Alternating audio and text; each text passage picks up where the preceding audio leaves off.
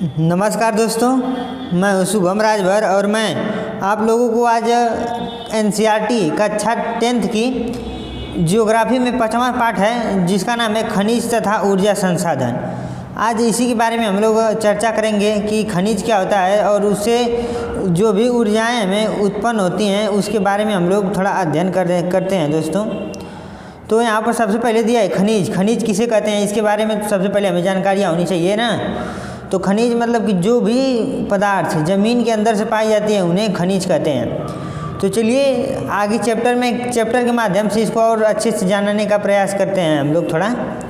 तो दोस्तों यहाँ पर दिया एक हैबन है, ठीक ना। हैबन किसका नाम है? हैबन अपने एक लड़के का नाम है हैबन अपने पिता के साथ दूर के गांव से गुवाहाटी आया है, ठीक ना। वह लोगों को घरों जैसे अजीब चीज़ों में जाते देखता है। जो सड़क पर चलती है वह एक रसोई को भी बहुत से घरों के साथ जाते देखता है। वह आश्चर्य से अपने पिता से पूछता है कि पिताजी, हमारा घर इस प्रकार क्यों नहीं चलता जैसा कि उसने गुवाहाटी में देखा था। मतलब हैबन एक लड़का है, वह जब गुवाहाटी में रहता है वह जब अपने पिताजी से पूछता है, जो भी सड़क पर गाड़ियाँ चलती थी ना, बस ट्रक, तो वो समझता था कि वह घर है। वह कहता था अपने पिताजी से, पिताजी कि हमारा घर मतलब ऐसा क्यों नहीं, मतलब ऐसा हमारा घर क्यों नहीं हो सकता है। तो उसके पिताजी ने फिर बताते हैं इसके बारे में कि क्यों नहीं हो सकता है। उसके पिताजी ने बताया कि यह घर नहीं है, यह बस वह गाड़ियाँ हैं। हमारे घरों की तरह ये ईंटों व पत्थरों से नहीं बनी है। इन्हें बनाने में लोहा, एल्युमिनियम जैसी वस्तुओं का प्रयोग किया गया है। ये अपने आप नहीं चलते हैं, ये इंजन द्वारा चालित होते हैं और इंजन को चलाने के लिए ऊर्जा चाहिए। फिर उसके पिताजी क्या करते हैं, समझाते हैं, कहते हैं कि देखो बेटा, यह मतलब कि घर नहीं है, यह गाड़ियाँ हैं जो कि इनको बनाने के लिए कुछ खनिजों का प्रयोग होता है। जैसे में इंजन का प्रयोग हो गया और एल्युमिनियम का, लौह अयस्क, बॉक्साइट, जितने भी हैं गाड़ी को बनाने के लिए जितने भी वह धातुएं का प्रयोग होता है, उसके बारे में उसके पिताजी ने उसको वहाँ पे समझाया। तो अब हम लोग चैप्टर के माध्यम से आगे बढ़ते हैं। क्या दिया है? हम अपनी रोज़मर्रा की ज़िंदगी में धातु से बनी विभिन्न वस्तुओं का प्रयोग करते हैं, ठीक है। यहाँ पर हम अपनी रोज़मर्रा की ज़िंदगी में धातुओं से बनी विभिन्न वस्तुओं का तो प्रयोग करते ही हैं। क्या आप अपने घर में प्रयोग की जाने वाली धातु से बनी चीज़ों को सूची बना सकते हैं कि ये धातु कहाँ से आती हैं ना। मतलब हम लोग तो अपने ज़िंदगी में आप धातुओं का प्रयोग करते हैं, लेकिन हम लोग उनकी सूची बना सकते हैं कि यह धातुएं कहाँ से आती हैं। इसके बारे में यहाँ पर बताया गया है। यहाँ पे आपने पढ़ा है कि भूपर्पटी, पृथ्वी की ऊपरी परत विभिन्न खनिजों के योग से बनी चट्टानों से निर्मित है। इन खनिजों का उपयुक्त शोधन करके ही ये धातुएं निकाली जाती हैं, ठीक है। मतलब कि जो पृथ्वी है, इसके भूपर्पटी के ऊपरी वाला जो भाग है वह किससे भरा हुआ है? तो दोस्तों वह खनिजों से ही तो भरा हुआ है, पृथ्वी के ऊपरी वाला भाग। तो यह मतलब कि इसी के बारे में हम लोग यहाँ पर अध्ययन कर रहे हैं और अध्ययन करेंगे, ठीक है दोस्तों। तो यहाँ पर दिया है खनिज हमारे जीवन के अति अनिवार्य भाग हैं। लगभग हर चीज़ जो हम इस्तेमाल करते हैं, एक छोटी सी सुई से लेकर एक बड़ी इमारत तक या फिर एक बड़ी जहाज आदि, सभी खनिजों से बने हैं। रेलवे लाइन और सड़क के पत्थर, हमारे औजार तथा मशीनें सभी खनिजों से बने हैं। कारें, बसें, रेलगाड़ियाँ, हवाई जहाज़ सभी खनिजों से निर्मित हैं और धरती से प्राप्त ऊर्जा के संसाधनों द्वारा चालित होते हैं, ठीक ना। दोस्तों यहाँ पर यह कह रहा है कि हमारे जीवन में ऐसे मतलब कि ऐसे अनेक प्रकार से वस्तु हैं जिसका हम लोग उपयोग करते हैं, वह कि खनिजों से बने हैं। जैसे में कि जो रेलवे लाइन है वह खनिजों से बनी है, जो सड़क के पत्थर हैं वह एक प्रकार के खनिज हैं, हमारे औजार तथा मशीनें भी खनिजों से बनी हुई हैं। और जहाँ तक कि हम लोग आज देख पाते हैं कि जो बसें हैं, रेलगाड़ियाँ हैं, हवाई जहाज़ हैं, वह सब भी किससे बनी हैं? तो वह सब भी खनिजों से बनी हैं। धरती से प्राप्त ऊर्जा के संसाधनों द्वारा चालित होते हैं। मतलब कि जो धरती से प्राप्त ऊर्जा के संसाधन हैं उसी के यानी माध्यम से वह लोग चलने का प्रयास करते हैं, ठीक है दोस्तों। और यहाँ पर आगे क्या दिया है दोस्तों यहाँ पर कि यहाँ तक कि भोजन में भी खनिज होते हैं जिसे हम खाते हैं। मनुष्य ने विकास की सभी अवस्थाओं में अपनी जीविका, ठीक है दोस्तों, सॉरी मैं इसको ढक दिया था, नहीं आप लोगों को दिखाई दे रहा था। यहाँ तक कि भोजन में खनिज होते हैं, ठीक है। जिसे हम खाते हैं। मनुष्य ने विकास की सभी अवस्थाओं में अपनी जीविका की सजावट, त्योहारों व धार्मिक अनुष्ठान के लिए खनिजों का प्रयोग करती है ना। यहाँ पर यही करा है कि जो मनुष्य है वो अपने भोजन के लिए भी खनिजों का प्रयोग करता है। और खनिज जैसे में कि कुछ त्यौहार जब पड़ते हैं तो उसमें जो सजावटी वस्तुएं होती हैं तो उनको सजाने के लिए भी हम खनिज का प्रयोग अच्छे ढंग से करते हैं। ठीक है दोस्तों, तो आप लोगों को यह खनिज समझ में आ रहा होगा शायद। अब आगे देख लेते हैं कि खनिज क्या है। ठीक है, खनिज क्या है इसके बारे में थोड़ा चर्चा कर लेते हैं हम लोग। तो खनिज क्या है, तो भूवैज्ञानिकों के अनुसार खनिज एक प्राकृतिक रूप से विद्यमान समरूप तत्व है ना।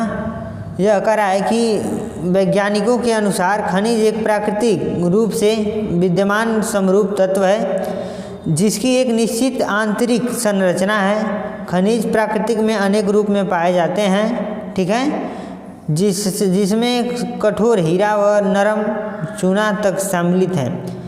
खनिज इतने विविध क्यों होते हैं, मतलब जो खनिज है दोस्तों, वह खनिज मतलब जो भी खनिज हमारा कठोर हीरा है चाहे नरम चूना है वह तो धरती के अंदर से ही पाया ही जाता है, लेकिन वह खनिज इतने कठिन विविध से मतलब हमको क्यों मतलब इतना कठिन लगते हैं खनिज।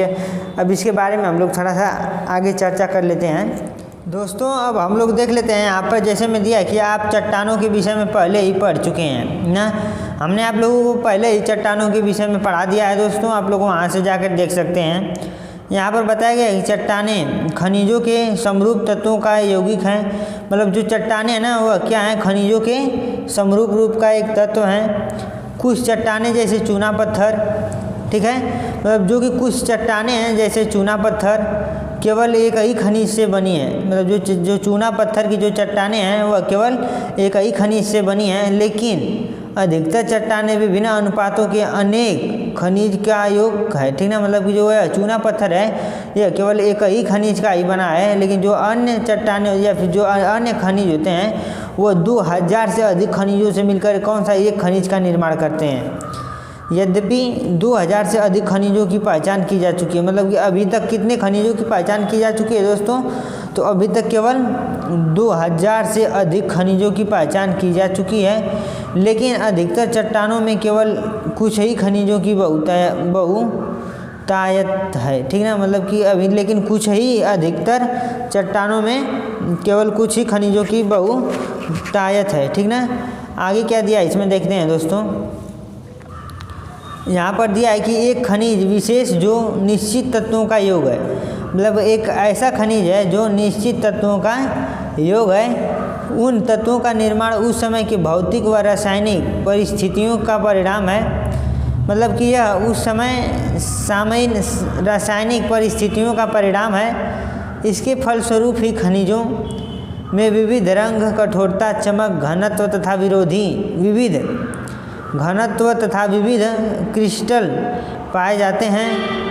भूवैज्ञानिक इन्हीं विशेषताओं के आधार पर खनिजों का वर्गीकरण किया है।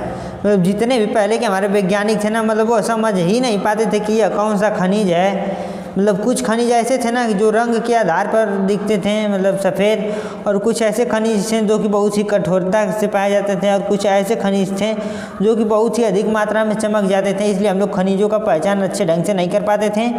और क्या हुआ कि अंत में वैज्ञानिकों ने इन्हीं खनिजों को मतलब एक श्रृंखला में बांट दिया, एक क्रम में बांट दिया कि मतलब हाँ इस क्रम में यह खनिज रहेगा तो इसको हम लोग अच्छे से पहचान पाएंगे। ठीक है, आगे क्या दिया इसमें दोस्तों, आगे दिया है कि सामान्य व वाणिज्यिक व्यापारिक उद्देश्य हेतु खनिज निम्न प्रकार से वर्गीकृत किए गए हैं। ठीक ना, यानी यहाँ पर यही बताया गया है कि जो वाणिज्यिक व्यापारी लोग हैं, तो व्यापारी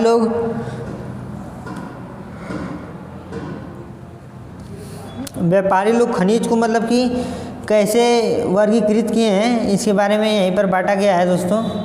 यहाँ पर हम आपको दिखा दे रहे हैं जैसे में कि खनिजों का वर्गीकरण।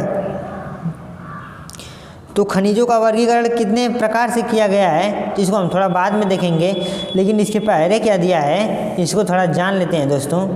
जैसे किए जाते हैं यहाँ पे, आगे क्या दिया है यहाँ पे दोस्तों, यहाँ पर दिया गया है कि हेतु मतलब क्या दिया है, हेतु मतलब वर्गीकरण किए जाते हैं। हेतु मतलब अश्यक शब्द का प्रयोग किया जाता है, अश्यक शब्द का प्रयोग किया जाता है। खनन का आर्थिक महत्व तभी है जब तक अयस्क में खनिज का संचयन पर्याप्त मात्रा में हो, ठीक ना। मतलब यही कह रहा है दोस्तों यहाँ पे कि खनिजों का मतलब कि अयस्क में खनिजों का संचय पर्याप्त मात्रा तभी तक है जब तक खनिजों के खनन की सुविधा इसके निर्माण व संरचना पर निर्भर करती है। मतलब किस पर निर्भर करती है, इसके संरचना पर निर्भर करती है।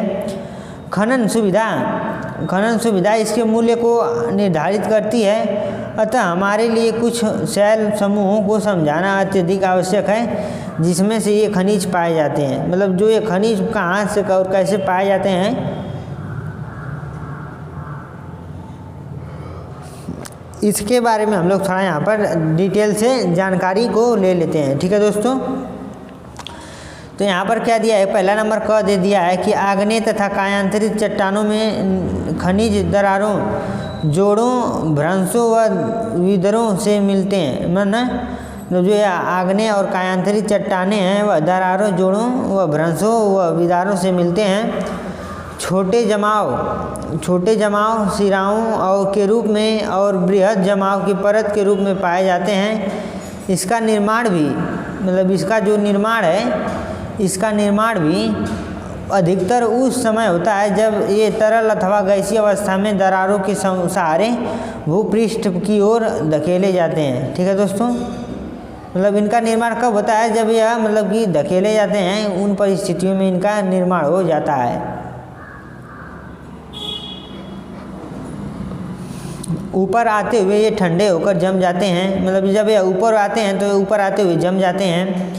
मुख्य धात्विक खनिज जैसे मतलब कि मुख्य जो रूप से धात्विक खनिज हैं मतलब उनके बारे में यहाँ पर थोड़ा सा देख लेते हैं क्या दिया है।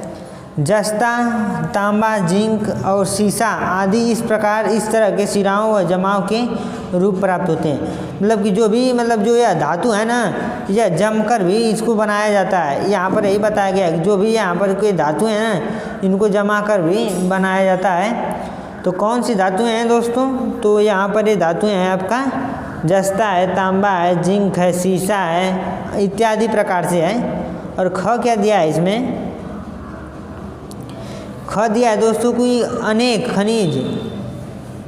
ख क्या दिया है यहाँ पे, अनेक खनिज अवसादी चट्टानों के अनेक खनिज संस्थारों या परतों में पाए जाते हैं। इसका निर्माण क्षैतिज परतों में निक्षेपत संचय व जमाव का परिणाम है। कोयला तथा कुछ अन्य प्रकार के लौह अयस्क का निर्माण लंबी अवधि तक अत्यधिक मात्रा में यहाँ पे होता है, ठीक है। यहाँ पे आगे क्या दे दिया है दोस्तों,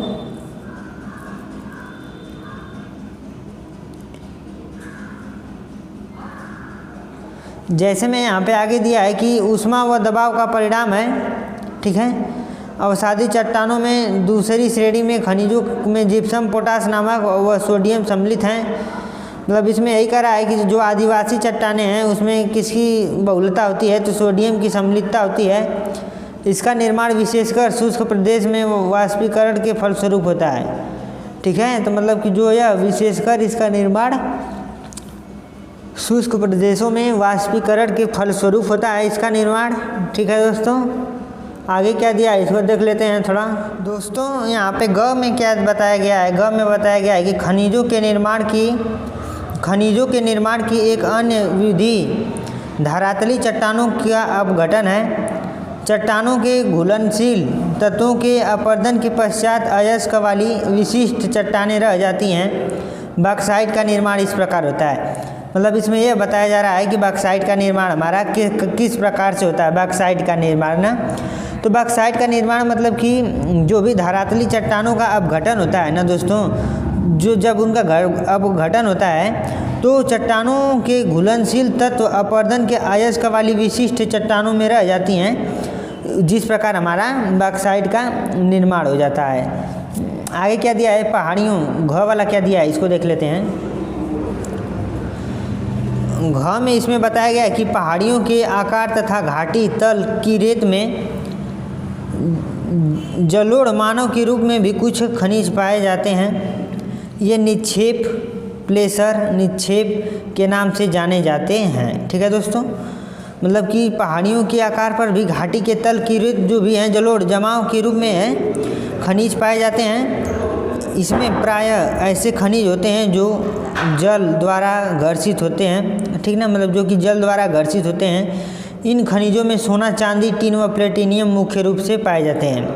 मतलब इसमें यह बात बता रहा है दोस्तों कि पहाड़ियों के आकार तथा घाटी की रेत में जलोढ़ जमाव के रूप में जो भी खनिज पाए जाते हैं ना, वो मतलब खनिजों में सोना, चांदी व प्लेटिनियम इसमें क्या है, प्रमुख इसके उदाहरण पाए जाते हैं। ठीक है दोस्तों, तो आपको घ वाला समझ में शायद समझ में आया होगा। अब इसमें आगे क्या दिया है दोस्तों, इसको थोड़ा देख लेते हैं। इसमें दिया है दोस्तों महासागरीय जल। महासागरीय जल में भी विशाल मात्रा में खनिज पाए जाते हैं। मतलब जो महासागर का जल होता है उसमें भी विशाल मात्रा में जल पाया जाता है और खनिज भी पाए जाते हैं वहाँ पे। लेकिन इसमें अधिकांश के व्यापक रूप से विसरित होने के कारण इसकी आर्थिक सार्थकता कम है। फिर भी सामान्य नमक, मैग्नीशियम तथा ब्रोमाइन ज़्यादातर समुद्र से ही प्रग्रहित होते हैं। महासागरीय तली तथा मैग्नीज ग्रंथिकाओं में ध्वनि है। ठीक ना, मतलब मैग्नीज ग्रंथिकाओं जो महासागरीय तली है जो कि महासागर होते हैं, तो जो महासागर का निचला भाग होता है वहाँ पर मैग्नीज ग्रंथियों मतलब वहाँ पे अधिक मात्रा में मैग्नीज पाए जाते हैं। ठीक है दोस्तों, तो आपको यह समझ में आया। आगे क्या दिया इसमें थोड़ा इसको देख लेते हैं। जैसे मैं आगे दिया है यहाँ पे दोस्तों कि भारत अच्छे और विविध प्रकार के खनिज संसाधनों में भाग्यशाली है। जो भारत है अच्छे प्रकार के खनिज संसाधनों में भाग्यशाली है। यद्यपि इसका विवरण आसमान है। यद्यपि इसका विवरण क्या है, आसमान है। मोटे तौर पर प्रायद्वीप चट्टानों में कोयले, धात्विक खनिज, अपभ्रक और व अन्य अनेक अधात्विक खनिजों के अधिकांश भंडार संचित हैं। प्रायद्वीप के पश्चिमी और पूर्वी पारों पर गुजरात और असम की तलछटी चट्टानों में अधिकांश खनिज तेल निक्षेप पाए जाते हैं। ठीक है दोस्तों, मतलब यहाँ पे जो गुजरात है, जो पूर्वी प्रांत हैं, जो पूर्वी राज्य हैं, जो कि पूर्वी पश्चिमी पर गुजरात और असम की तलछटी चट्टाने में अधिकांश खनिज तेल के निक्षेप वहाँ पे पाए जाते हैं। ठीक है, अब यहाँ दिया है प्रायद्वीपीय ना, तो प्रायद्वीपीय शैल क्रम के साथ, मतलब जो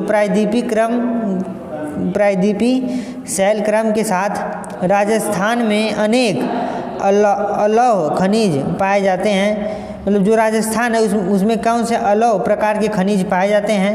उत्तरी भारत के विस्तृत जलोढ़ मैदान आर्थिक महत्व के खनिजों से लगभग विहीन है।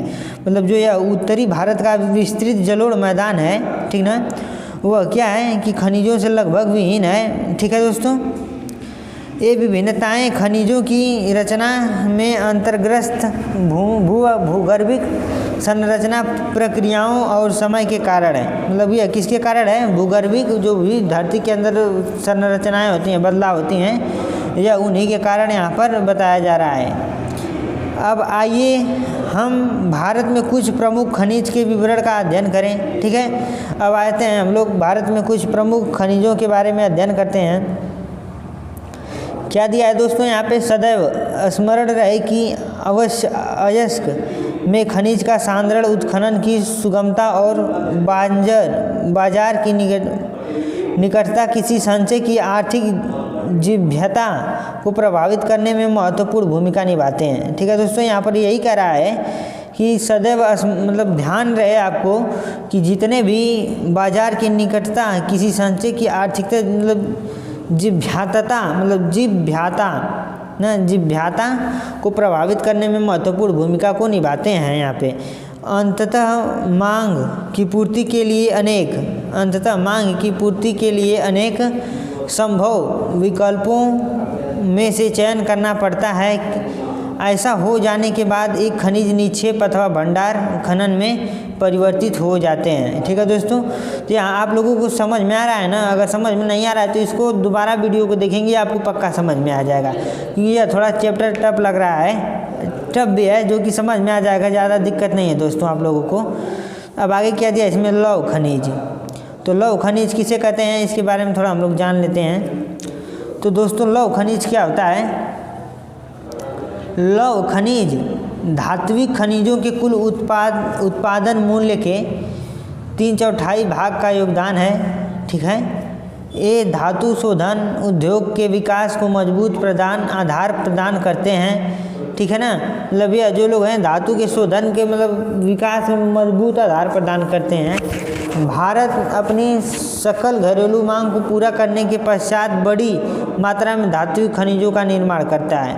मतलब जो भारत है ना, यह भारत में अपनी सकल घरेलू उत्पाद को पूरा करने के बाद यह खनिजों का मतलब निर्यात बहुत तेज़ी से करता है। अब लौह अयस्क यहाँ पर बताया गया है, तो इसके बारे में क्या आगे जानकारियाँ हैं थोड़ा देख लेते हैं।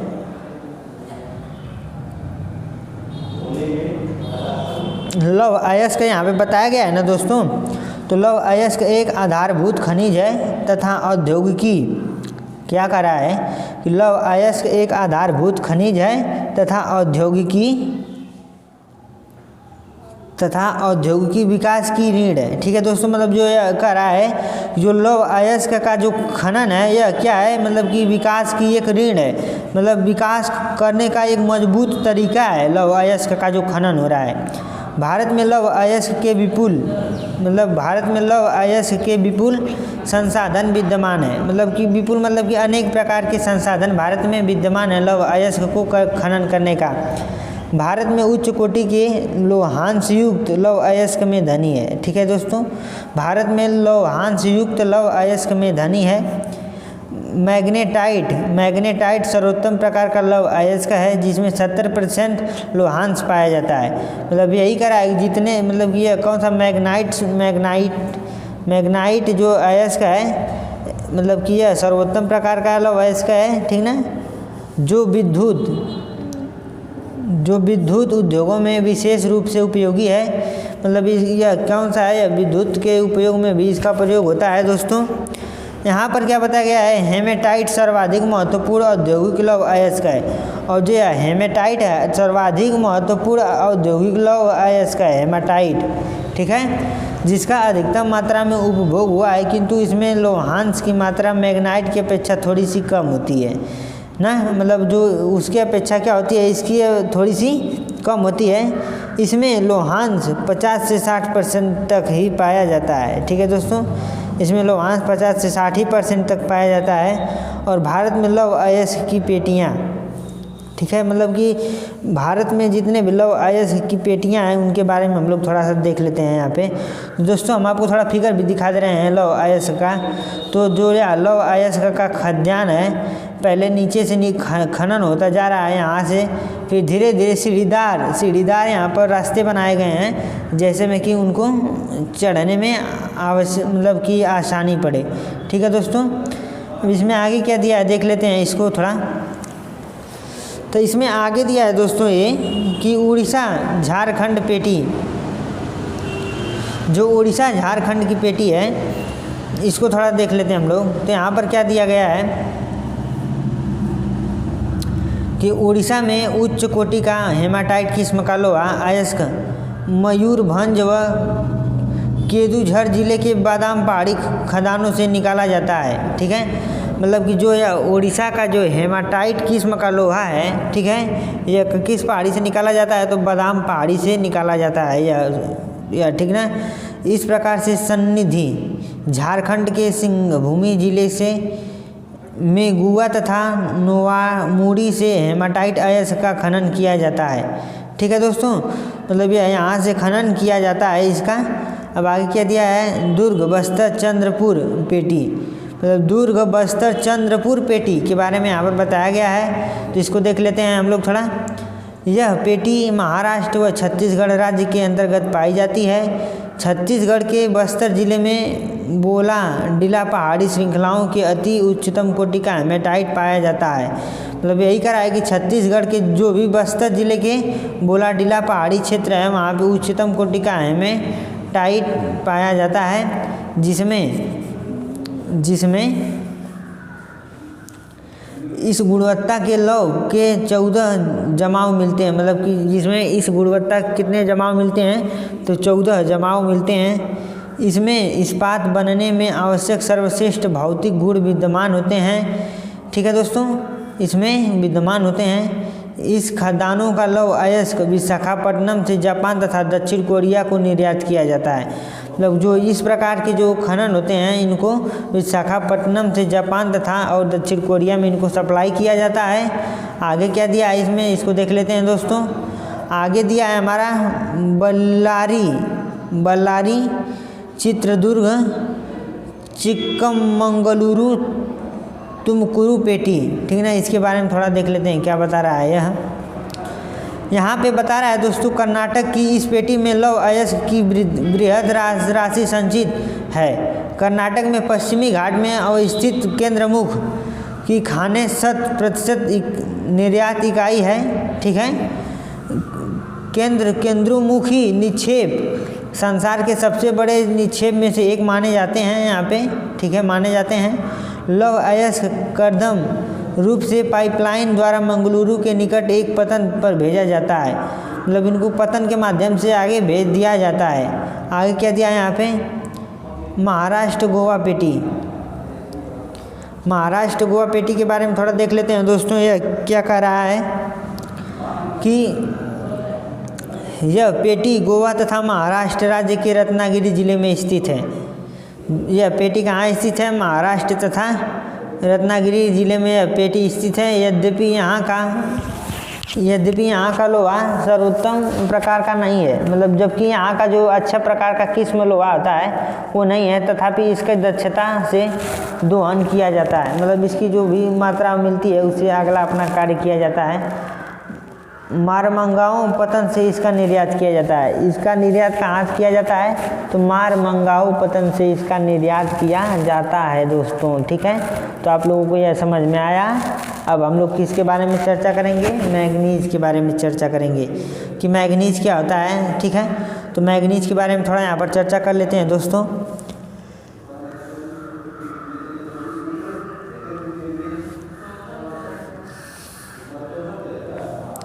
यहाँ पर दिया है कि मैग्नीज मुख्य रूप से इस्पात के निर्माण में प्रयोग किया जाता है।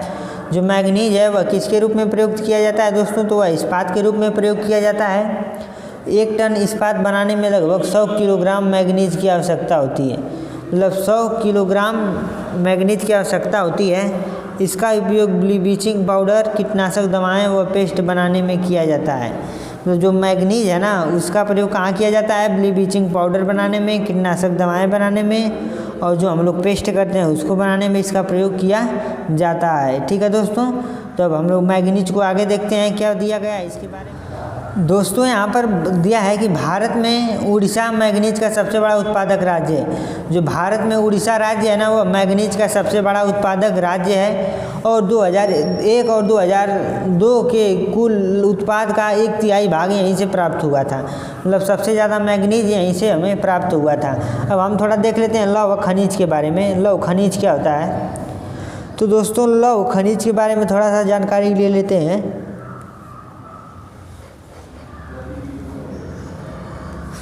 तो यहाँ पर क्या बताया है, भारत में लौह खनिज की संचित राशि व उत्पादन अधिक संतोषजनक नहीं है। यद्यपि ये खनिज जिनमें तांबा, बॉक्साइट, सीसा और सोना आते हैं, धातु शोधन, इंजीनियर व विद्युत उद्योगों में महत्वपूर्ण भूमिका निभाते हैं। आइए हम तांबा बॉक्साइट का विवरण समझें।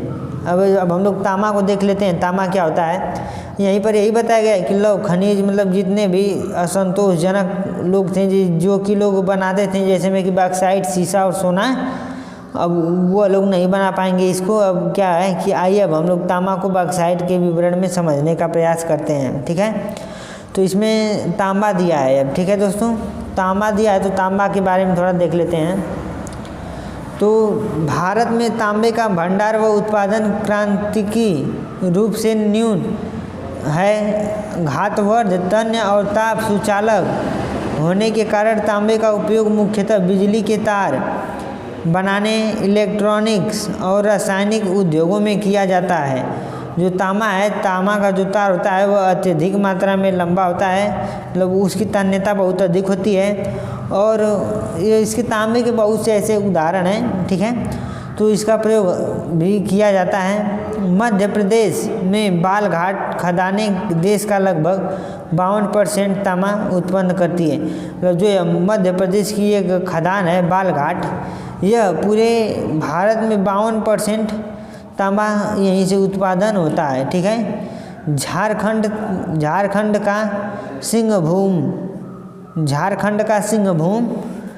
जिला भी तांबे का मुख्य उत्पादक है ना। जो झारखंड का सिंहभूम जिला है यह भी तांबे का भी मुख्य उत्पादक है। राजस्थान की कुछ खेतड़ी खदानें भी तांबे के लिए कुछ प्रसिद्ध हैं, ठीक है दोस्तों। इसमें यही बताया गया है कि राजस्थान के भी कुछ ऐसे खनिजें हैं जो कि तांबे के लिए अत्यधिक महत्वपूर्ण हैं। और यहाँ पर दोस्तों आगे देख लेते हैं क्या दिया है। बॉक्साइट के बारे में थोड़ा चर्चा कर लेते हैं हम लोग।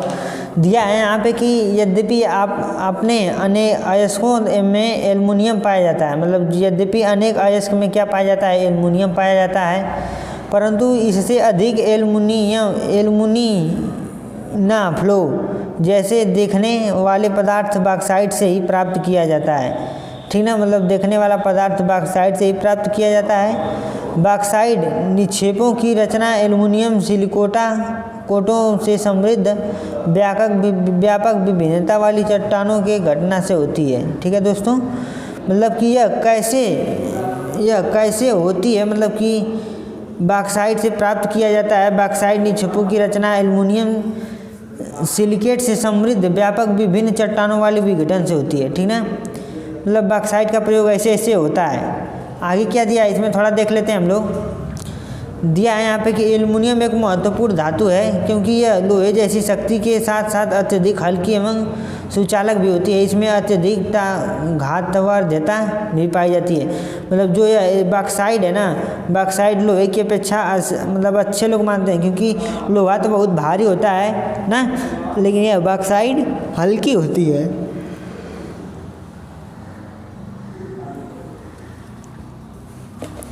यह बॉक्साइट क्या होती है दोस्तों, तो यह थोड़ा हल्की होती है। भारत में बॉक्साइट के निक्षेप मुख्यतः अमरकंटक पठार मैकाल पहाड़ियों तथा बिलासपुर कटनी के पठारी प्रदेश में पाए जाते हैं, ठीक ना। तो जो कि यहाँ पे आपको बताया गया कि बॉक्साइट कहाँ पे पाए जाते हैं, तो मैंने आपको बता दिया, ठीक है। यहाँ पे थोड़ा ग्राफ बनाया गया है, इसको थोड़ा देख लेते हैं आप लोग।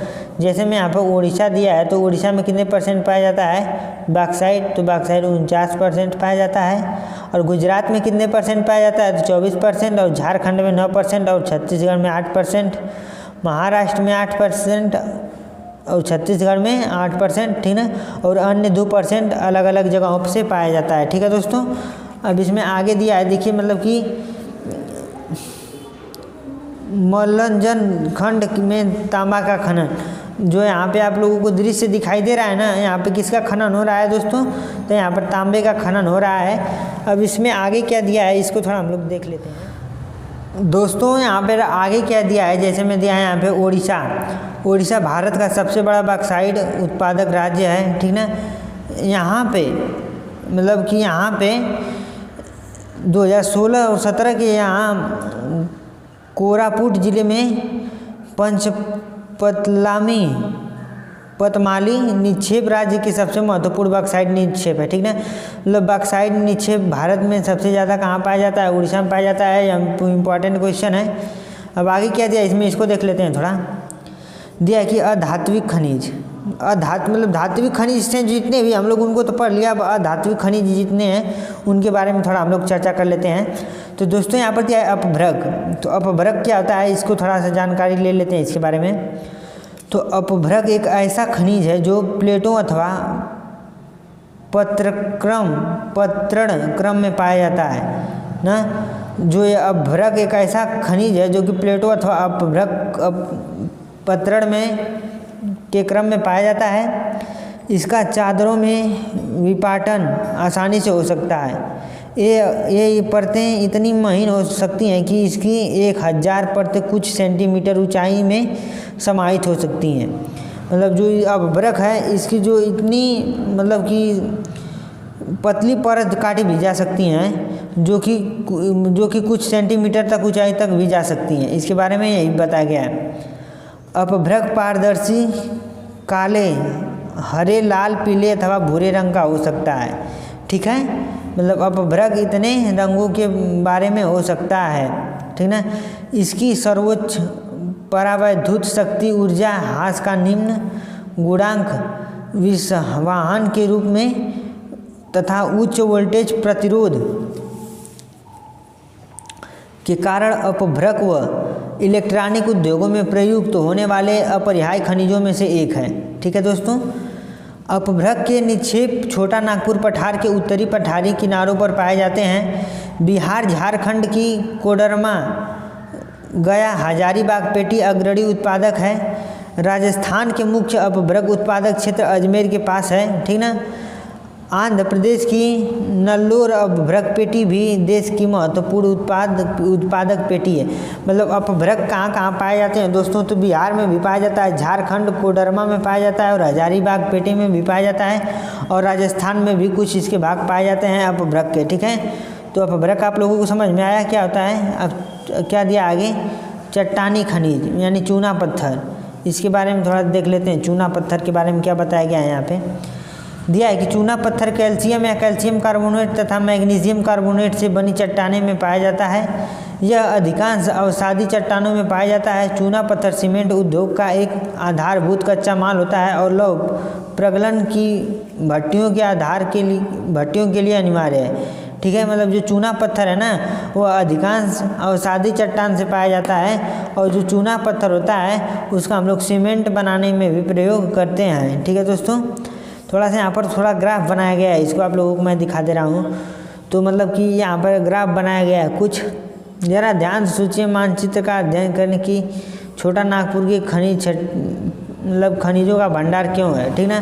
तो जो छोटा नागपुर का पठार है वह खनिजों का भंडार क्यों है, इसके बारे में हम लोगों को अध्ययन करने के लिए यहाँ पे बता रहा है। ठीक है, तो आगे क्या दिया है, खनन को घातक उद्योग बनाने से रोकने के लिए दृढ़ सुरक्षा, क्या दिया है यहाँ पे, खनन को घातक उद्योग बनाने से रोकने के लिए दृढ़ सुरक्षा, विनिमय और पर्यावरणीय कानूनों का क्रियान्वयन अनिवार्य है।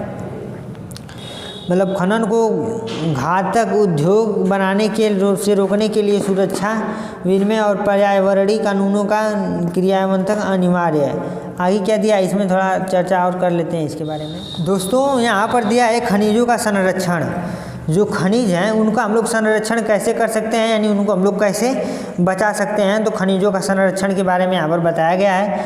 जैसा कि हम सभी को उद्योग और कृषि की खनिज निक्षेप और उससे विनिर्मित पदार्थों पर भारी निर्भरता सुप्रेक्षित है।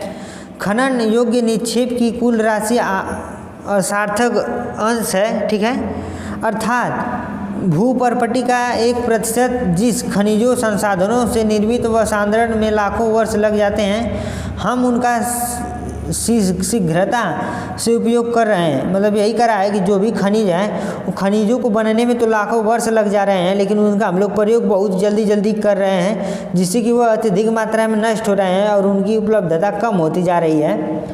खनिज निर्माण की भूगर्भिक प्रक्रियाएं इतनी धीमी है कि उसके वर्तमान उपभोग की दर की तुलना में उसके पुनर्भ्रमण की दर अपरिमित रूप से थोड़ी है। मतलब कि उसकी बनने की जो प्रक्रिया वो तो बहुत लेट है, लेकिन जो इसका हम लोग ह्रास कर रहे हैं ये बहुत तेज़ी से ह्रास कर रहे हैं। इसलिए खनिज संसाधन सीमित तथा अनवीकरणीय योग्य है।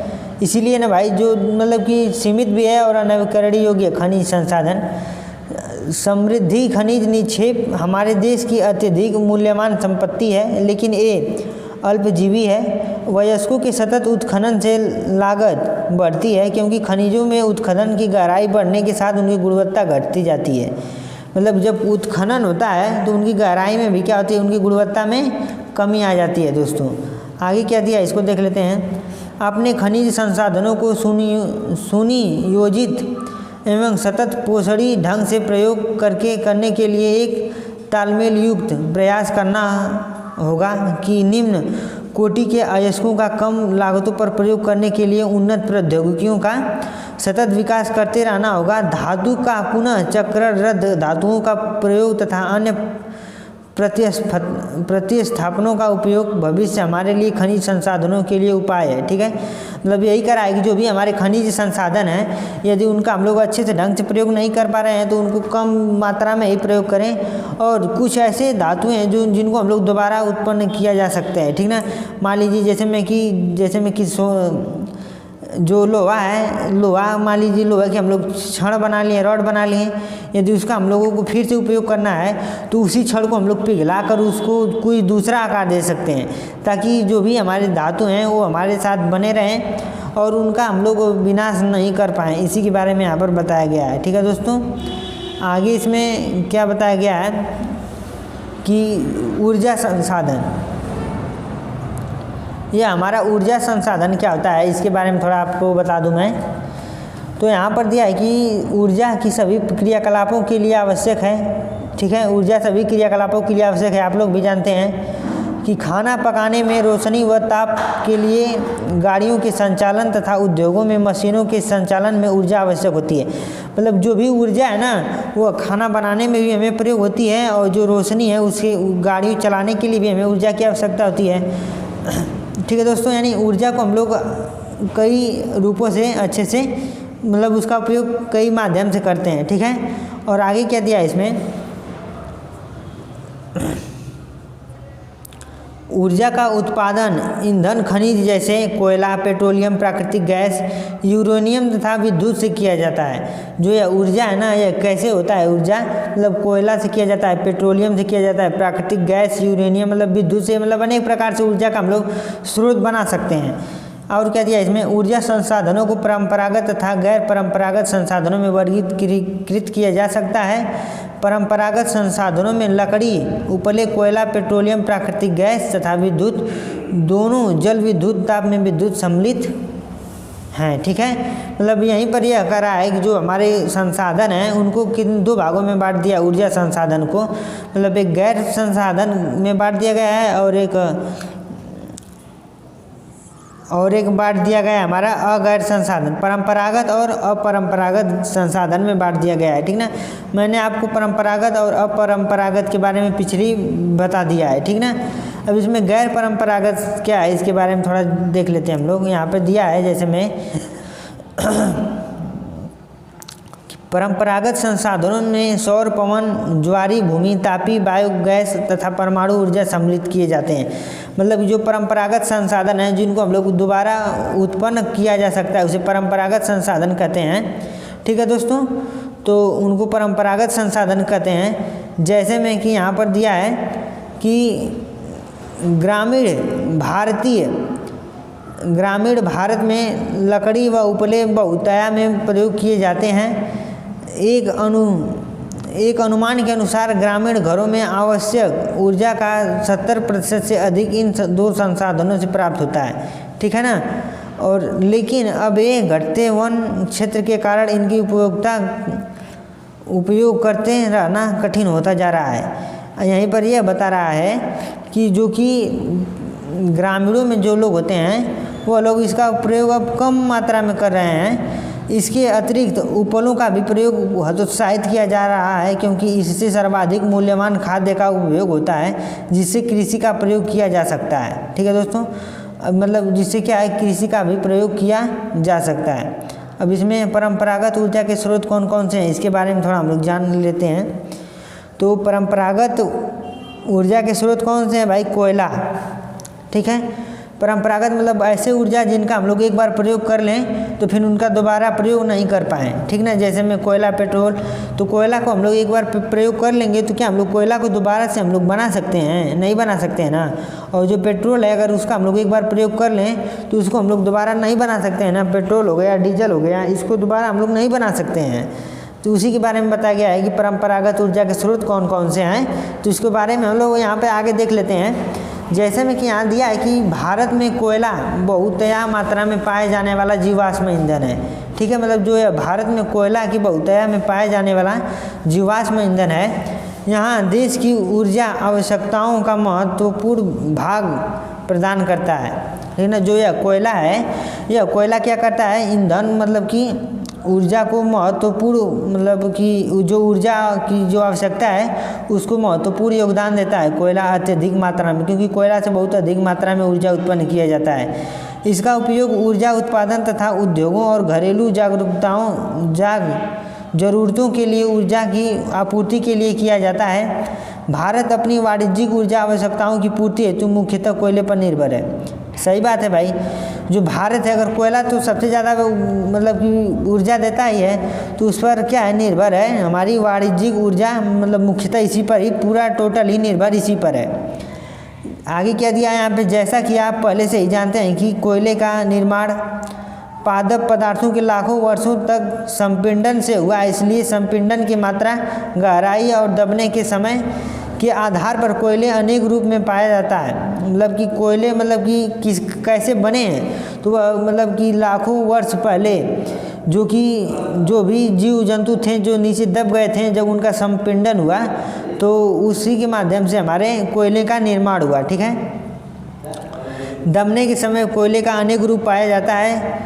दलदलों के क्षय होते पादपों से पीट उत्पादन होता है, जिसमें हम कार्बन नमी की उच्च मात्रा व निम्न ताप क्षमता होती है। ठीक है, मतलब उसमें निम्न क्षमता भी होती है। यह गिलनाइट एक निम्न कोटि का भूरा कोयला होता है। यह मुलायम होने के साथ यह एक प्रकार का गिलनाइट एक प्रकार का कोयला होता है, ठीक ना, जो कि अत्यधिक मुलायम होने के साथ साथ क्या होता है, जो कि मुलायम होने के साथ साथ नमी युक्त होता है। जो क्या है, जो गिलनाइट जो कोयला है मुलायम भी होता है और नमी युक्त भी होता है, गिलनाइट वाला कोयला। ठीक ना, गिलनाइट के प्रमुख भंडार कहाँ पे हैं, जो गिलनाइट का जो प्रमुख भंडार है कहाँ पर पाए जाते हैं, तो तमिलनाडु के नवेली में मिलते हैं और विद्युत उत्पादन में प्रयोग किए जाते हैं। ठीक है, मतलब जो यह कोयला होता है यह तमिलनाडु में पाया जाता है और यह नवेली में मिलते हैं। ठीक ना, और इसका काम क्या होता है, विद्युत को उत्पादन किया जाता है इससे। गहराई में दबे तथा अधिक तापमान से प्रभावित कोयले को बिटुमिन कोयला कहा जाता है। ठीक ना, उन कोयलों को क्या कहा जाता है, बिटुमिन कोयला कहा जाता है। वाणिज्यिक प्रयोग में यह सर्वाधिक लोकप्रिय है। ठीक है, यहाँ पे जो वाणिज्यिक प्रयोग है इसमें यह सबसे लोकप्रिय है। धातु शोधन में उच्च श्रेणी में बिटुमिन कोयले का प्रयोग किया जाता है। ठीक है, मतलब जो धातु शोधन होते हैं, मतलब जो भी मतलब धातुओं में शोध होता है, जैसे में कि अगर लोहे को पिघलाना हो तो कौन से कोयला का प्रयोग करेंगे, बिटुमिन कोयले का प्रयोग करेंगे, जो कि बहुत ही डेंजर कोयला होता है ना। आगे क्या दिया इसमें, जैसे में दिया इसमें कि जिसका लोहे के प्रगलन में विशेष महत्व है। एंथासाइट सर्वोत्तम गुण वाला कठोर कोयला है। ठीक ना, मतलब जो यह एंथासाइट वाला जो कोयला है यह सर्वोत्तम गुण वाला कोयला मतलब कौन सा होता है, तो एंथासाइट कोयला पाया जाता है, जो कि बहुत ही सर्वोत्तम वाला कोयला है। ठीक ना, आगे क्या दिया इसमें दोस्तों, इसके बारे में थोड़ा देख लेते हैं हम लोग। आगे दिया इसमें कि भारत में कोयला 2 प्रमुख भूगर्भिक युगों के शैलों के क्रम में पाया जाता है। ठीक ना, मतलब जो भारत में यह कोयला है इसमें भूगर्भिक मतलब शैलों में 2 क्रम में पाया जाता है। एक गोंडवाना, जिसकी आयु 2 लाख वर्ष से कुछ अधिक है। ठीक है, मतलब एक कोयला क्या है, गोंडवाना कोयला है जिसकी आयु 2 लाख से भी अधिक है। और दूसरा क्या है, टर्शियरी निक्षेप जो 55 लाख पुराने हैं। ठीक ना, गोंडवाना कोयले जो धातु शोधन कोयला है। ठीक ना, मतलब यह जो गोंडवाना कोयला है यह धातु को शोधन में प्रयोग किया जाता है कि प्रमुख संसाधन दामोदर घाटी, पश्चिम बंगाल, झारखंड, झरिया, रानीगंज, बीकानेर में स्थित हैं, जो महत्वपूर्ण कोयले क्षेत्र हैं। ठीक ना, गोदावरी, महानदी, सोन व वर्धा नदी घाटियों में भी कोयले के जमाव पाए जाते हैं। मतलब यही करा है दोस्तों यह कि जो महानदी है, गोदावरी नदी है, सेन नदी है, वर्धा नदी है, यहाँ पर भी कोयले की जमाव अधिक मात्रा में पाए जाते हैं। ठीक है ना, आगे क्या दिया है, टर्शियरी कोयला। टर्शियरी कोयला क्या होता है, थोड़ा इसके बारे में थोड़ा देख लेते हैं हम लोग। तो क्या है यहाँ पे टर्शियरी कोयला क्षेत्र पूर्वी राज्य ना, जो टर्शियरी कोयला आता है कहाँ पाया जाता है, पूर्वी राज्य में पाया जाता है। मेघालय, असम, अरुणाचल प्रदेश, नागालैंड में यह कोयला पाया जाता है, ठीक ना। यह स्मरण रहे कि कोयला स्थूल पदार्थ है, मतलब कोयला कैसा पदार्थ है भाई, एग्जाम में पूछ लिया जाएगा कि कोयला कैसा पदार्थ है, तो कोयला स्थूल पदार्थ है जिसका प्रयोग करने से भार घटता है, क्योंकि यह राख में परिवर्तन हो जाता है। इसी कारण भारी उद्योग में तथा विद्युत गृह कोयला क्षेत्र अथवा उसके निकट ही स्थापित किए जाते हैं, ठीक ना दोस्तों। तो ये आप लोगों को समझ में आ रहा है ना। आगे क्या दिया है दोस्तों, इसमें आगे दिया इसमें कि पेट्रोलियम,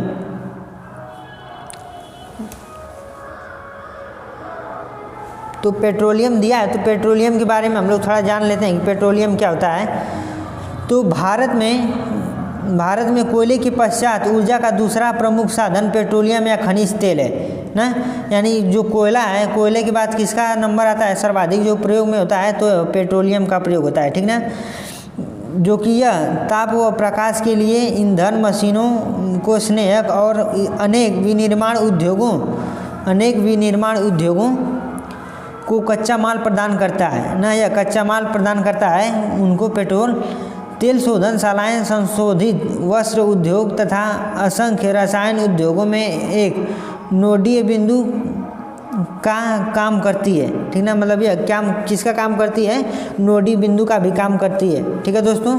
आगे क्या दिया इसमें, भारत में अधिकांश पेट्रोलियम की उपस्थिति टर्शियरी युग की शैल रचनाओं में अपनति व भ्रंश टैप में पाई जाती है ना, मतलब यह सबसे ज़्यादा कहाँ पाई जाती है, मतलब उसमें पाई जाती है जहाँ उद्धवलन के शीर्ष में तेल ट्रैप हुआ होता है। तेल धारक परत संरंध्र चूना पत्थर या बलुआ पत्थर होता है। तो जो है पेट्रोल होता है ना, वह किसका मतलब मिलता है, तो तेल धारक परत संरंध्र चूना पत्थर या बलुआ पत्थर का ही होता है, जिसमें से यह तेल प्रभावित हो सकता है। मध्यवर्गीय और सरंध्र परतें तेल को ऊपर उठने व नीचे रिसने से रोकती है, ठीक ना। जो इसमें एक परत होती है असरंध्र, जो एक मध्यवर्ती परत है जो कि इसको ऊपर व नीचे उठने से रोकती है, ठीक है दोस्तों। आगे क्या दिया इसमें, पेट्रोलियम संरंध्र और असरंध्र चट्टानों के बीच भ्रंश ट्रैप भी पाया जाता है। प्राकृतिक गैस हल्की होने के कारण खनिज तेल के ऊपर पाई जाती है, मतलब यह क्या होती है, प्राकृतिक खनिज के हल्के होने के कारण यह कहाँ पाई जाती है, इसके ऊपर पाई जाती है। आगे क्या दिया इसमें, पेट्रोलियम भारत में मुंबई, हाई, गुजरात, असम प्रमुख पेट्रोलियम उत्पादक क्षेत्र हैं। मतलब जो भारत है ना, तो मुंबई, हाई, गुजरात और असम पेट्रोलियम का प्रमुख उत्पादन क्षेत्र हैं। भारत के मानचित्र में 3 प्रमुख अपतटीय तेल क्षेत्र चिन्हित करें। कंकलेश्वर गुजरात का सबसे महत्वपूर्ण तेल क्षेत्र है, ठीक ना। यहाँ पर क्या करा है, अंकलेश्वर गुजरात का सबसे महत्वपूर्ण तेल क्षेत्र है, ठीक ना दोस्तों। असम भारत का सबसे पुराना तेल उत्पादक राज्य है, ठीक ना। मतलब जो असम है भारत का सबसे पुराना तेल उत्पादक राज्य है। डिगबोई, हरककटिया और मोरन हुगरीजन इस राज्य के महत्वपूर्ण तेल उत्पादक क्षेत्र हैं। मतलब इसके कौन से सब तेल उत्पादक क्षेत्र हैं, ठीक है दोस्तों। तो आप लोगों को यह वीडियो समझ में आ रही है ना दोस्तों, क्योंकि यह वीडियो थोड़ा लंबा जाएगा, क्योंकि यह थोड़ा लंबा चैप्टर है। और आप लोगों से रिक्वेस्ट है कि चैनल पर नए हैं, चैनल को सब्सक्राइब करिए और लाइक करिए दोस्तों, ठीक है। आगे क्या दिया है इसके बारे में थोड़ा देख लेते हैं हम लोग। आगे दिया है प्राकृतिक गैस। तो प्राकृतिक गैस क्या होती है, थोड़ा इसके बारे में देख लेते हैं। प्राकृतिक गैस एक महत्वपूर्ण स्वच्छ ऊर्जा संसाधन है जो पेट्रोलियम के साथ अथवा अलग भी पाई जाती है। इसे ऊर्जा के एक साधन के रूप में तथा पेट्रोल रसायन उद्योग के एक औद्योगिक कच्चे माल के रूप में प्रयोग किया जाता है, ठीक ना। प्राकृतिक गैस को मतलब कि पेट्रोल रसायन उद्योग में और एक कच्चे माल के रूप में भी प्रयोग किया जाता है, ठीक है दोस्तों। आगे क्या दिया इसमें, कार्बन डाइऑक्साइड कम उत्सर्जन के कारण प्राकृतिक गैस को पर्यावरण अनुकूल माना जाता है, इसलिए यह वर्तमान शताब्दी का ईंधन है। प्राकृतिक गैस यानी एलपीजी जिसे हम लोग कहते हैं, एलपीजी से पर्यावरण हमारा प्रदूषित नहीं होता है। यहाँ पर क्या दिया दोस्तों, कृष्णा गोदावरी नदी बेसिन में प्राकृतिक गैस के विशाल भंडार खोजे गए हैं। पश्चिमी तट के साथ मुंबई और सन्निध क्षेत्र को खंभात की खाड़ी में पाई जाने वाली क्षेत्र संपूरित क्षेत्र करते हैं। अंडमान निकोबार द्वीप समूह क्षेत्र महत्वपूर्ण है जहाँ प्राकृतिक गैस के विशाल भंडार पाए जाते हैं, ठीक ना। तो यहाँ पे प्राकृतिक गैस के विशाल भंडार पाए जाते हैं। दोस्तों आप लोग इसको देखिएगा, दोबारा नहीं समझ में आ रहा है तो ठीक है। अब इसमें आगे क्या दिया है इसको देख लेते हैं हम लोग थोड़ा। यहाँ पर दिया है दोस्तों आगे की 1700 किलोमीटर लंबी Hazira Vijaypur Jagdishpur HVJ gas pipeline Mumbai और हाई बेसिन के पश्चिमी व उत्तरी भाग के उर्वरक विद्युत व अन्य औद्योगिक क्षेत्रों से जोड़ती है। इस धमनी से भारत के गैस उत्पादों को संवेग मिला है। ऊर्जा व उर्वरक उद्योग प्राकृतिक गैस के प्रमुख प्रयोक्ता हैं। गाड़ियों में तरल ईंधन का संपीड़न प्राकृतिक गैस CNG से प्रस्थापित देश में लोकप्रिय हो रहा है। यानी यही बता रहा है कि जो CNG गैस है, कंप्रेस्ड नेचुरल गैस, इससे गाड़ियों में अत्यधिक सुविधा मिल रहा है चलाने में। प्राकृतिक का मतलब वातावरण प्रदूषित नहीं हो रहा है इस गैस का प्रयोग करने से। दोस्तों आगे दिया इसमें विद्युत क्या होता है इसके बारे में थोड़ा हम लोग चर्चा कर लेते हैं। दोस्तों यहाँ पर दिया कि आधुनिक विश्व में विद्युत के अनुप्रयोग इतने ज़्यादा विस्तृत हैं कि इससे प्रति व्यक्ति उपभोग को विकास का सूचकांक माना जाता है, ठीक है। विद्युत मुख्यतः 2 प्रकार से उत्पन्न की जाती हैं। पहला कौन सा है, प्रवाही जल से जो हाइड्रो टर्बाइनर चलाकर विद्युत उत्पन्न करते हैं। और दूसरा क्या है, अन्य ईंधन जैसे कोयला, पेट्रोलियम, प्राकृतिक गैस को जलाने से टर्बाइनर चलता है, ताप विद्युत उत्पन्न की जाता है। एक बार उत्पन्न हो जाने के बाद विद्युत एक जैसी ही रहती है, ठीक ना। इसमें यही कह रहा है कि जो मतलब कि विद्युत 2 प्रकार से उत्पन्न किया जाता है। एक जो है कि हाइड्रो टर्बाइनल चलाकर उत्पन्न किया जाता है, और एक क्या होता है कि ईंधन जैसे पेट्रोलियम, प्राकृतिक कोयला गैसों को जलाकर इनका प्रयोग किया जाता है, विद्युत का मतलब उनको उत्पादन किया जाता है, ठीक ना। तो इसमें आगे क्या दिया है दोस्तों, थोड़ा दिया है कि तेज बहते जल से विद्युत उत्पन्न की जाती है, जो एक नवीकरणीय योग्य संसाधन है। नवीकरणीय योग्य संसाधन है भाई, जो कि विद्युत अपने से बहते हुए की जाती है। भारत में अनेक बहुउद्देशीय परियोजनाएं हैं जो विद्युत ऊर्जा उत्पन्न करती हैं ना। भारत में ऐसी बहुत सी अनेक परियोजनाएं हैं जो कि विद्युत उत्पादन को प्रयोग करती हैं।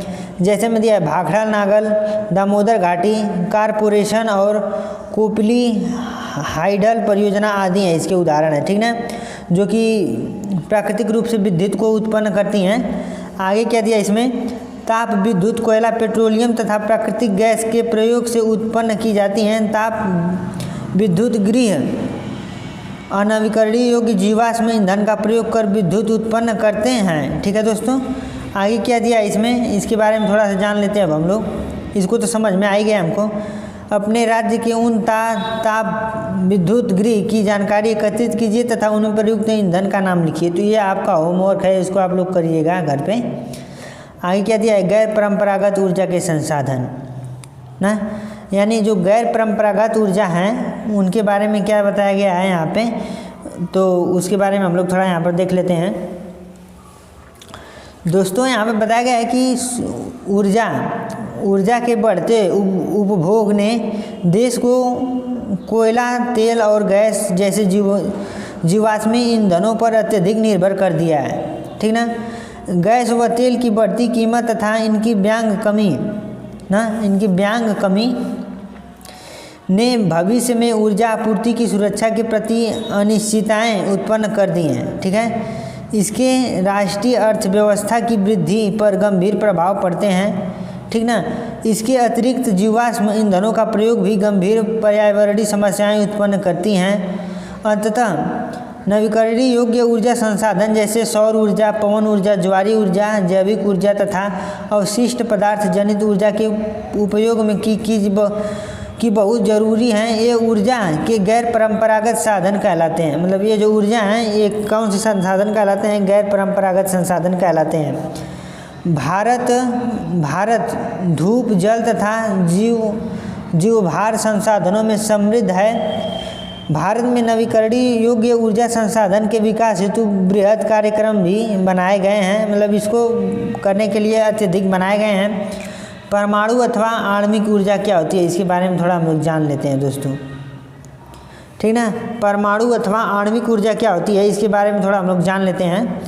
क्या दिया है यहाँ पे दोस्तों कि परमाणु अथवा आणविक ऊर्जा अणुओं की संरचना को बदलने से प्राप्त की जाती है, ठीक ना। जब ऐसा परिवर्तन किया जाता है तो ऊष्मा के रूप में काफ़ी ऊर्जा भी मुक्त होती है ना, और इसकी उपयोग विद्युत ऊर्जा उत्पन्न करने में किया जाता है। यूरेनियम और थोरियम जो झारखंड और राजस्थान की अरावली पर्वत श्रृंखला में पाए जाते हैं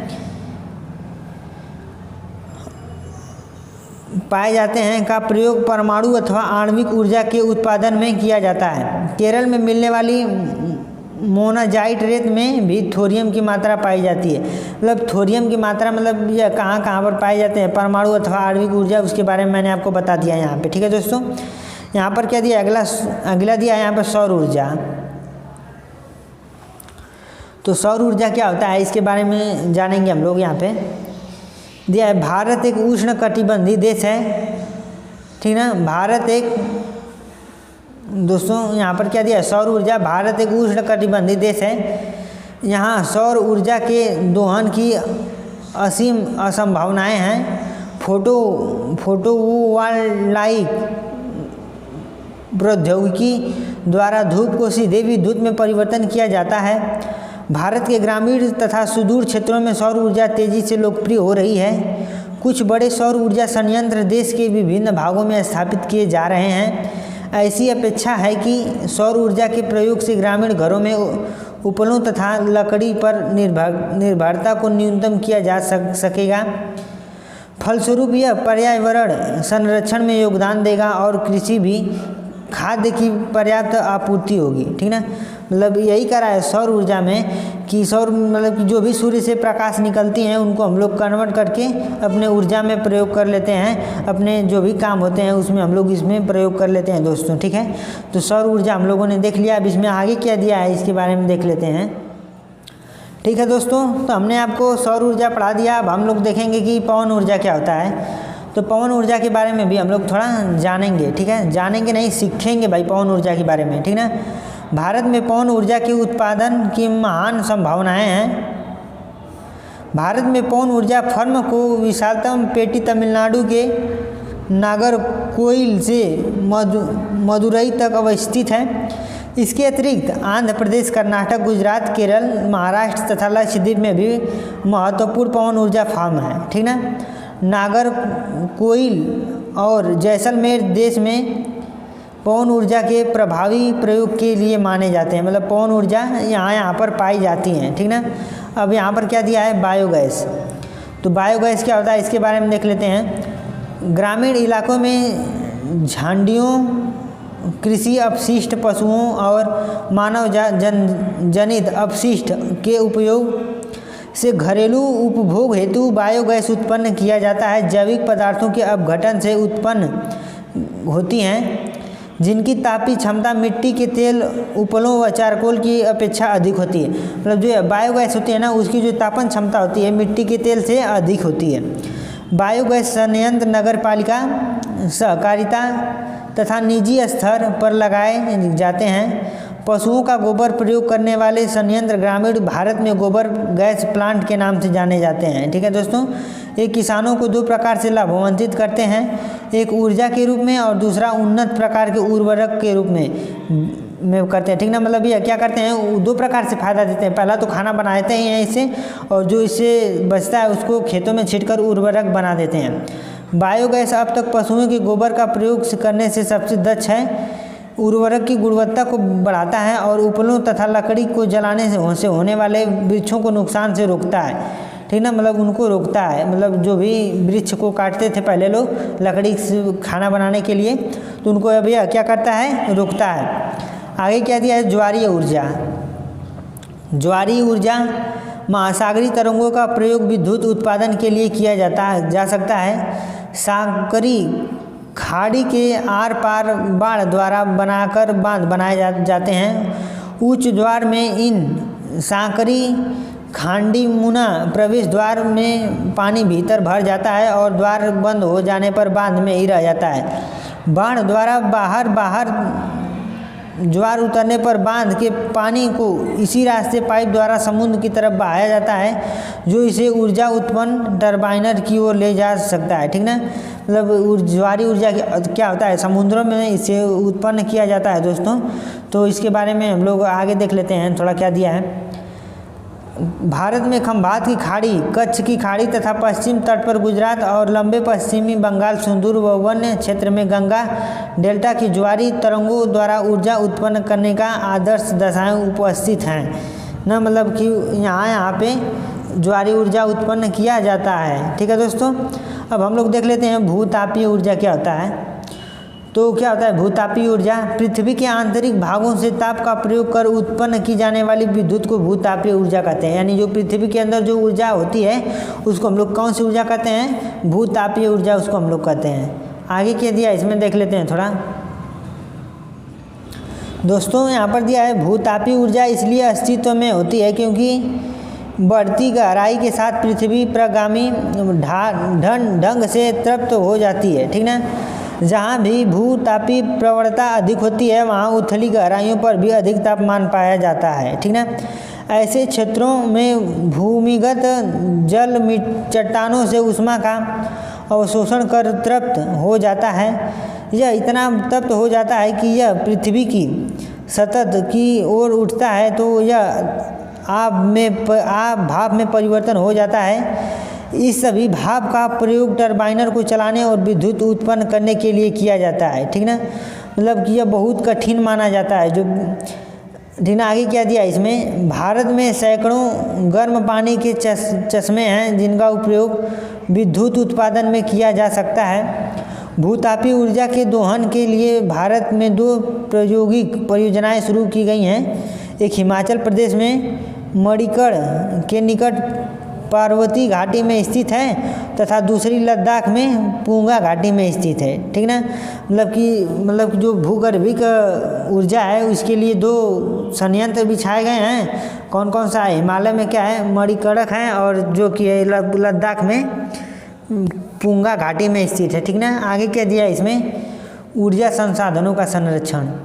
ठीक है, जो ऊर्जा है उनका हम लोग संसाधन कैसे करेंगे इसके बारे में यहाँ पर बताया गया है। ठीक है दोस्तों, तो क्या बताया गया है यहाँ पे? आर्थिक विकास के लिए ऊर्जा एक आधारभूत आवश्यकता है। राष्ट्रीय अर्थव्यवस्था के प्रत्येक सेक्टर, कृषि, उद्योग, परिवहन, वाणिज्यिक व घरेलू आवश्यकताओं की पूर्ति के लिए निवेशों की आवश्यकता है। स्वतंत्रता प्राप्ति के पश्चात क्रियान्वित आर्थिक विकास की योजना को चालू रखने के लिए ऊर्जा की बड़ी मात्रा की आवश्यकता थी। ठीक ना, मतलब ऊर्जा की बड़ी मात्रा में आवश्यकता थी। फलस्वरूप पूरे देश में ऊर्जा के सभी प्रकारों का उपभोग धीरे धीरे बढ़ रहा है ना, यानी सभी देशों में ऊर्जा का उपयोग धीरे धीरे बढ़ रहा है। इस भूमि पृष्ठ में ऊर्जा के विकास के सतत पोषीय मतलब इस भूमि पृष्ठ में ऊर्जा के विकास के सतत पोषीय गर्म के विकसित करने की तुरंत आवश्यकता है। ऊर्जा संरक्षण की प्रोन्नति और नवीकरणीय ऊर्जा संसाधनों का बढ़ता प्रयोग सतत पोषणीय ऊर्जा के 2 आधार हैं। ठीक ना, मतलब इसके क्या हैं? 2 आधार हैं। वर्तमान में भारत विश्व के अल्पतम ऊर्जा दक्षतम देशों में गिना जाता है। हमें ऊर्जा के सीमित संसाधनों का न्याय संगत उपयोग के लिए सावधानीपूर्वक उपागम अपनाना होगा। उदाहरण के लिए एक जागरूक नागरिक के रूप में हमें यातायात के लिए निजी वाहन की अपेक्षा सार्वजनिक वाहन का उपयोग करके जब प्रयोग न हो रही हो तो बिजली बंद करके विद्युत बचत करने वाली उपकरणों का प्रयोग से तथा गैर परंपरागत ऊर्जा संसाधनों का प्रयोग हम अपने बचत छोटा योगदान दे सकते हैं। आखिरकार ऊर्जा की बचत से ही ऊर्जा उत्पादन है। यानी यही कह रहा है कि ऊर्जा का संसाधनों का संरक्षण हम लोग कैसे करें। तो मान लीजिए कि अगर हमारे घर में जो बल्ब जल रहे हैं, यदि हम लोग उस जो बल्ब जल रहे हैं तो जो उनसे उजाला प्राप्त हो रहा है हमको, तो वह जल कैसे हो रहा है, मतलब वह किसी ऊर्जा के माध्यम से तो बल्ब जल रहे हैं। तो यदि उसका प्रयोग नहीं है तो हम लोग उसको बंद कर दें ताकि हमारी ऊर्जा बच सके, ठीक ना। और मान लीजिए कि और भी हम लोग कोई कार्य कर रहे हैं, यदि उसकी आवश्यकता नहीं है तो उसको हम लोग बंद कर दें। मान लीजिए कोई मशीन है, उसको हम लोग चला रहे हैं और उसकी आवश्यकता नहीं है तो उस मशीन को हमको बंद कर देनी चाहिए, क्योंकि जब उसकी आवश्यकता नहीं है तो उसकी अगर बेमतलब का चलाएंगे उसको तो उसका जो ऊर्जा है नष्ट हो गई दोस्तों। मतलब अगर उसको बंद कर देंगे तो हमें ऊर्जा बच सकती है इस प्रकार से। तो दोस्तों हम लोग इस चैप्टर को समाप्त कर दिए। अगर आप लोग हमारे चैनल पर नए हैं तो चैनल को सब्सक्राइब करिए। मिलते हैं अगली वीडियो में, तब तक के लिए जय हिंद।